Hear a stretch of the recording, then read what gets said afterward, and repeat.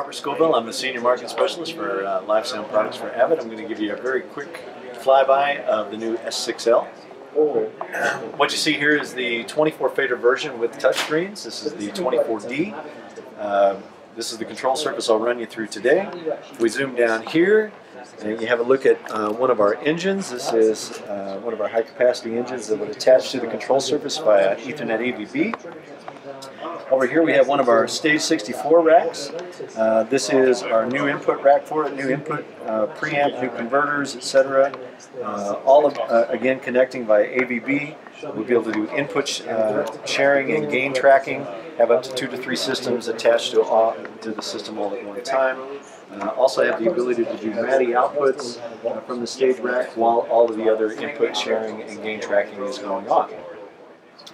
Over here we see an external monitor that attaches to the system. The external monitor kind of represents the run of venue software. It was very important for us to keep venue software in play. We wanted to be able to make sure we had kind of a unified experience for all of our users. It also pushes some of the administrative function on the console out in another location so that we can use the console to concentrate entirely on mix functions. So we have things like snapshots and plugins. All of the normal windows that you would see out here in venue software are available in this monitor. Okay. So let's maybe jump right into the control surface here. I'll give you a quick rundown of what's going on here. So 24 faders on this particular version. For you guys that are familiar with venue in the past, we've tried to keep a lot of the venue workflows in place here. When the console boots up, it actually boots up kind of in a venue fashion where we have 8 designated output faders surrounded by 16 input faders. Obviously it would be 24 on the 32 fader version. And once we're there, we'll be able to do our banking from this area of the console here. This is a module that we have called the MLM, or Master Live module. And once we're there, we'll be able to bank in this area here. So just by pressing these buttons, I can get through my banks. This is synonymous with the A, B, C, and D buttons on our current venue consoles, but obviously we have a lot more soft programming capabilities here and can have a lot more bank options depending on how many outputs and inputs we have in the system. Sorry. With regard to outputs, we would bank those on the other side here, where we're banking through outputs now. So a very, very venue-like workflow. You've obviously probably picked up on the colors here that we have available for. This is all user-defined color schemes. You can make any input or any output, any color you want that will divide it and help you navigate it in any way you need. Okay. So let's get to an input strip, and then we'll make our way back to the output. Maybe we'll come up here. Let's see, anywhere around here is good. So we have a high-resolution meter available for the input side, along with a high-resolution fader. Within the stereo meter itself, there is indication of gain reduction and gate activity, along with a unity position LED on the fader itself. As we make our way up, you'll start to see 3 very familiar switches. You have your select, solo, and mute in the same orientation that we currently see it on venue, all in the same color scheme as well. So as I select a channel here, now the control for that channel moves up to the CKM. This is essentially the same as the ACS on our other systems. From there we can select whatever processor we want to have on the selected channel, meaning I can get to equalizer, I can get to dynamics where we have gate and compressor available. If I want to do plugins, I press plugins and select the plugin, and I now have 28 controls available for plugin control. If I need to get to auxes, I just press auxes 1 through 32, 33 through 64, 65 through 96, if the engine makes that available. So we have all of that available to us here. This is essentially channel control, just like you see on SC48 today. So for the selected channel, I also have an entire channel strip option where I can see the entire channel strip processing here. And I can also make this a user-defined area where I can make 32 controls for the channel of any control type that I want in that selection. So very easy to get around on it, very quick. This also plays directly into our touch screen. So as you can see, I have this channel selected here. I get an indication that EQ is on the CKM for the selected channel, but I can also go through and just select other channels and their equalizer just simply with touch. I can go down to the compressor. I can select compressor. Notice the CKM changes automatically to dynamics control, and I'm just scanning through those on a per channel basis. If I want to look at auxiliaries, I can go down and tap auxiliaries. Nice thing about this is we've created kind of a gradient overview on the entire console so that you can see the amount of auxiliary activity that you have going on. As I turn it on and I start to add auxiliary level, you can kind of see it coming up on the auxiliary there in the color that we've selected for the auxiliary. So you can get some real sense in a very quick fashion of how much auxiliary activity you have going on the console on a given channel. So it's very quick, very easy. You can also get to plug-in control there, etc. Some of the screens that we're developing haven't been built yet for the show. We're still very new to the show, but I'll get you through as many of them as we can here. Also have input controls here. If we want to get a zoomed-in version of a given channel, we simply go and touch on the meter. Now we get the zoomed-in version of the channel here as well too. And at all times, at any time, we can just continue on selecting on the channel, and it will stay in that view. So very easy to get around. Now the one thing that changes on the console compared to what we've done in the past with Venue, where we could only have one channel selected at a time, is that now we can have multiple selections going on the console.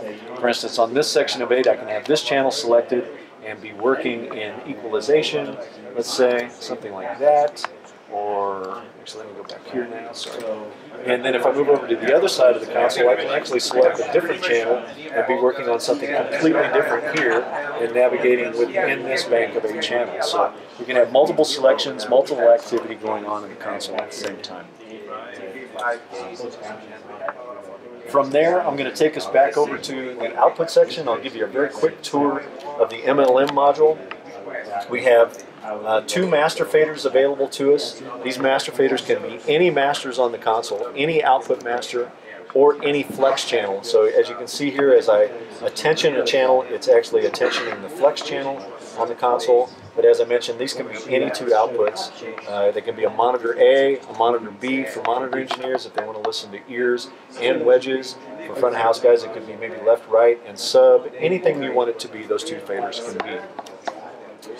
To the right of our banking section here, we have our TFT that deals with all of our events programming and mute groups. We can program that all there. We can have pages of that activity. We will have a manager for that can happen on the screen where we can add graphics and text to label all of this up and manage it in a very meaningful way. If we move down to the bottom of the MLM, you'll see a transport control here. This is probably the first live sound console you'll ever see with a transport control on it. In combination with our TFT here that handles all of our events, we would be able to address different machines here, maybe even the media page in the Venue software or a Pro Tools machine. Once we access those, we simply put them in record or playback. We can navigate that machine from the transport control. Once we're done there, maybe we put our 3 machines in record. We simply hold down on the transport button until it flashes. It disconnects the transport and turns this into function switches that we can do for other things during the show. So we get some protection and some added functionality there. Just to the right of that, we see 2 very discrete buttons that are kind of isolated off on their own. That is next and previous for snapshot. We've taken those away from the actual snapshot area just to make it very clear what buttons you push to be able to get to previous and next snapshots. All the store, recall, and preview functions are available here on the snapshots. If you were to need to dig in and really do something deep on the snapshots, you simply go over to the touch screen over here and get to it through the Venue software and change all sorts of things there. Let's see, where do we go from there? We have a touch and turn built into this center section. As you can kind of see here, for the 8 output modules, we don't really have any CKM available for knob control for it, but we do at least give you a touch and turn there where we have parameters that we haven't built the screens yet, but if you selected a channel or focused a channel in the output section, it would come to the screen and we could simply touch a parameter and adjust it, touch another parameter and adjust it. So very quick touch and turn without having to relay out the console. If you got to the point where you really wanted to do something more intense on the outputs, we give you the option to easily navigate and nudge the console. We give you the ability to nudge in single channel, 8 channel, or all increments. So for instance, if I went 8 left, I would take these channels and push them here. I can get to the CKM control and see all of those outputs available to me there. Once I'm done, I just go back to 8, push it back to the center, and get to it there. So pretty easy to get around on it. Very, very quick in terms of navigation. The next place I'm going to bring you to is the output screens, or actually I should call it the universe view. That's our actual name for it. That is this touch sensitivity area up here on the center of the screen, and we've inherited this from the S6 recording consoles. This is universal views of all processing channels on the console. So if I'm looking at inputs, I can actually see all inputs on the console just with simple scroll. If I look at auxes, I can see all of the auxes available, all groups, all matrices, all VCAs, all mains, all available here right at the touch. And I can actually make this functional as well. So if I press mute, now I'm actually muting channels or unmuting channels as need be. If I'm soloing, I can actually solo channels as need be.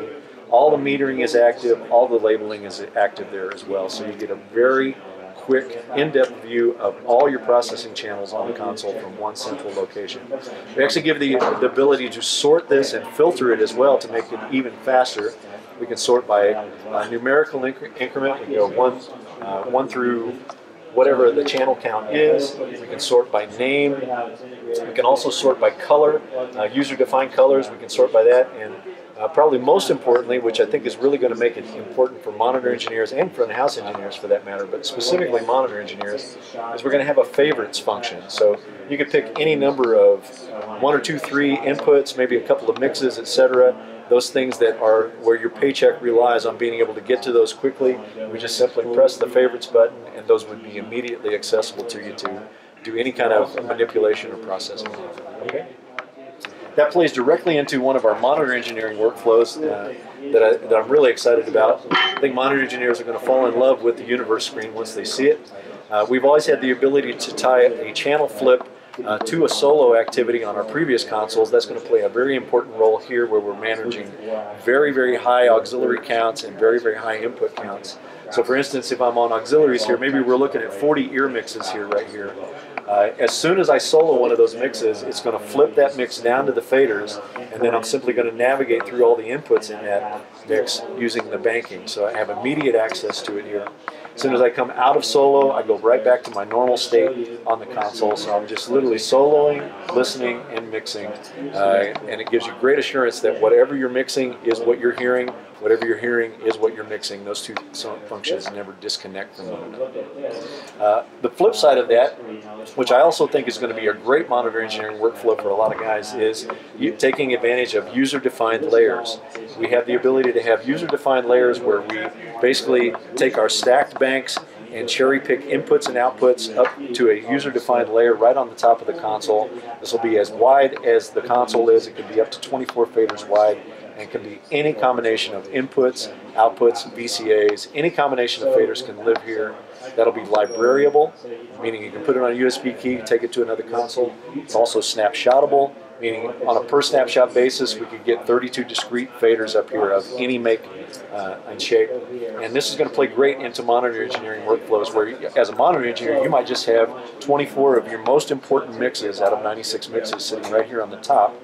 And as I solo it, it automatically flips that mix to the faders, and I move on down through the banks and do what I need to do. As I come out of solo, then I go right back to my output masters.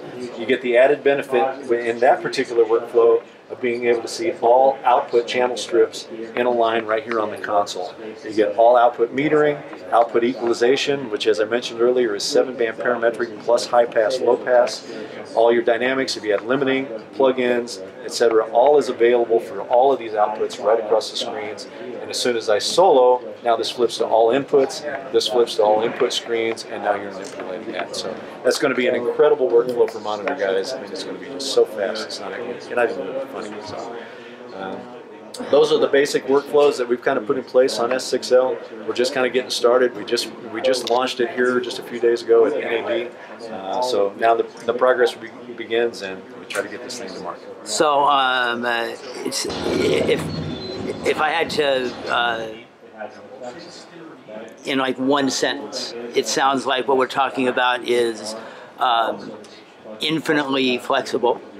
Yeah, probably, I mean, more flexible than anything we've ever done in the past, for sure. So I'd say infinitely user-definable. That was the other thing, is infinitely user-definable, but still with a workflow that's familiar enough Yeah. for somebody who's used to venue that it's not going to be like completely walking up to something brand new and that's going to... No, I think venue guys will be acclimated to this very, very quickly. I mean, within just a couple of minutes when you show them kind of the venue standardized workflows, they'll be in the game. As a team, we kind of put together a mandate at the beginning of the design that said no more than 2 button pushes or 2 screen presses to get to anything. Period, end of story. If it ends up at 3 anywhere, it better be damn important or not interrupt the mixing workflow in any way, shape, or form. And I think we've held to that very, very well. So it's going to be an exciting console to get out and work on. So how soon, how much software development is still underway? Lots of software development underway. Obviously, we got a lot of screens to build, a lot of functionality to build. It's only been standing on its feet for a few weeks here. Wow.